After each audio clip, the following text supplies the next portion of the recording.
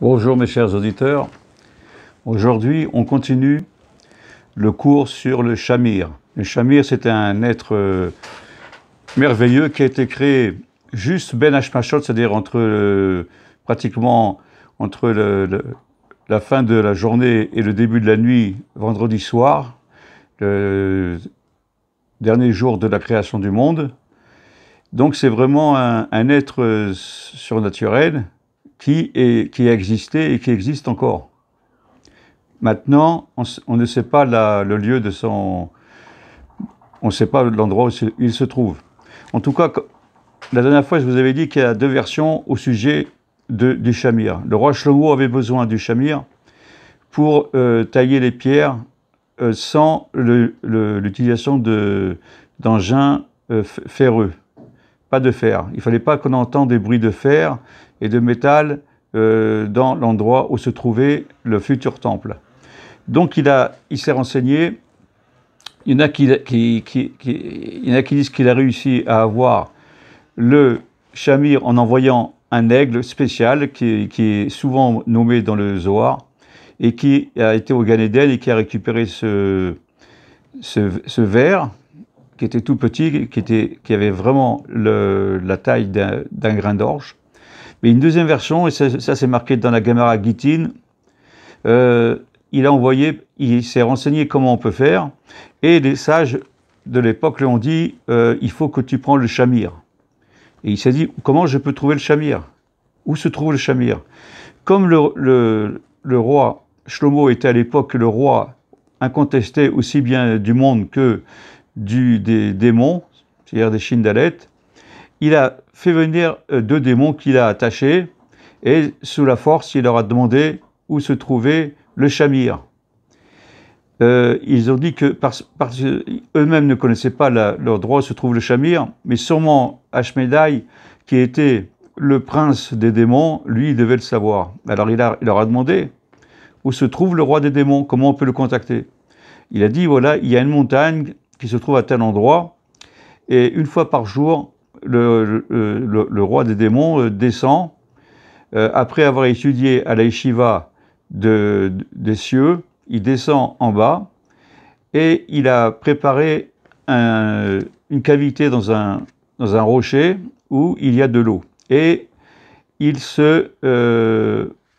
buvait de l'eau, et il étanchait sa soif.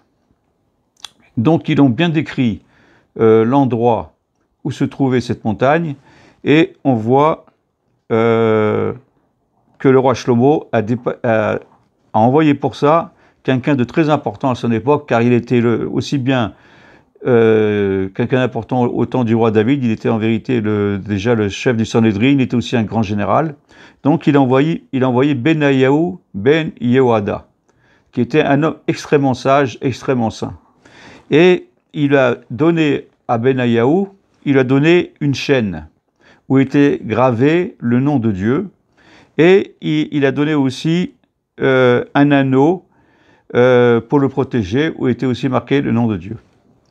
Il leur a donné aussi de la laine, des boules de laine, et plusieurs outres de vin. Sûrement c'était du vin très fort. Donc Benayahu ben Yehoada est parti vers la montagne où se trouvait le roi des démons. Je ne vais pas à chaque fois redire son nom. Donc, comment il a fait? En attendant que le roi des démons descende sur terre, il a regardé l'endroit où se trouvait le sceau qui garantissait que personne avait ouvert la citerne de ce démon. Alors le Benayahu avec ses soldats, il a fait un trou plus bas dans la montagne et a réussi à remonter en creusant jusqu'à la base de la citerne, et il a fait évacuer l'eau par là. Donc il n'y avait plus d'eau. Aussitôt, il a mis des grands morceaux de coton pour pouvoir rendre étanche la base de la citerne. Et lui, maintenant, il a creusé une autre citerne beaucoup plus haut, dans lequel il a versé du vin. Et bien sûr, avant de me verser le vin, il a fait un contact avec la citerne du démon. Donc il a versé son vin à l'intérieur. Ensuite, il a caché les 2 trous qu'il a fait. Donc, en bas, c'était pour évacuer l'eau, et en haut, c'était pour faire rentrer du vin à l'intérieur de la citerne. Lui, il a bien caché l'endroit des deux endroits où il a foré, et il s'est caché sur un arbre en attendant que le roi des démons descende. Lorsque le démon arriva, aussitôt le roi des démons vérifia que le sceau personnel qui garantissait que la citerne a été profanée par personne, elle était bien là. Il a ouvert la citerne et il a commencé à goûter, il a vu que c'était du vin. Au début, il a dit certaines choses sur le vin. Il a dit: le vin est moqueur, la boisson forte, tumultueuse, quiconque en fait excès n'est pas sage. La débauche, le vin et le mout font perdre le sens. Donc il a dit: j'en boirai pas.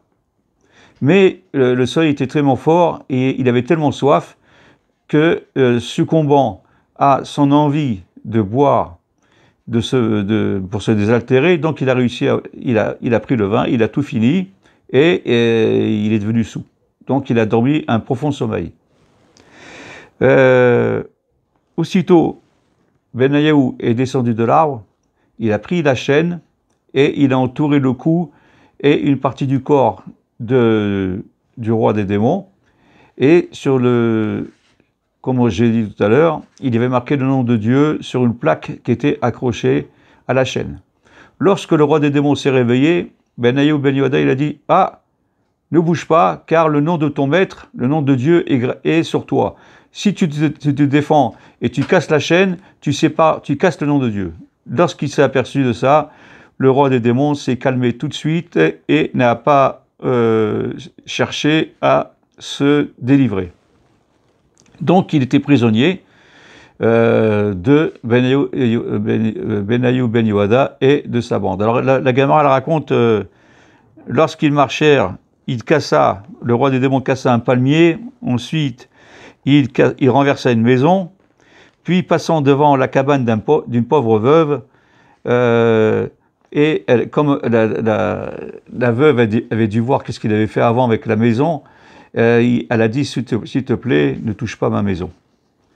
Donc pour éviter cette dame, il s'est reculé, et en reculant, il s'est brisé un os. Il déclara, le chef des démons, il dit: ça vérifie le passage qui dit: une langue douce peut briser des os. En effet, la pauvre veuve avait parlé d'une manière si gentille que, en se reculant pour ne pas casser sa maison, il s'était fait mal, il s'était fracturé un os. Ensuite, on raconte que lorsqu'il était dehors, il a aperçu un aveugle qui errait, qui ne connaissait pas le chemin qu'il devait prendre, et lui, le chef des démons, le prit et lui mit dans la bonne direction. Ensuite, il rendit le même service à un homme qui était ivre. Puis, en marchant, ils croisèrent une procession nuptiale. Et là, lorsqu'il passa devant le Khatan et la Kala, il se mit à pleurer. Ensuite, il entendit un homme qui demandait à un cordonnier de lui faire des chaussures qui pourraient durer 7 ans. Et là, le roi des démons s'est mis à rire en entendant cette demande. Ensuite, ils ont vu un devin qui prophétisait où se trouvaient des trésors à quiconque voulait l'entendre. Et là, il s'est mis aussi à rire. Enfin, ils arrivèrent dans la ville royale, c'est-à-dire à Yerushalayim, et le roi Shlomo n'a pas voulu le recevoir tout de suite. Il a fait attendre pendant 3 jours pour qu'il réfléchisse pour plusieurs raisons. Et on dit comme ça: le premier jour, le chef des démons demanda pourquoi le roi ne me reçoit pas tout de suite. Alors ils ont dit: il a trop bu. Il a trop bu hier et il n'est pas en mesure de te recevoir aujourd'hui.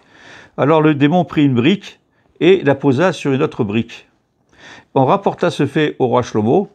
Le roi Shlomo interpréta cette façon de faire et il dit: le démon a voulu dire continuez à l'inivrer, continuez à lui donner du vin.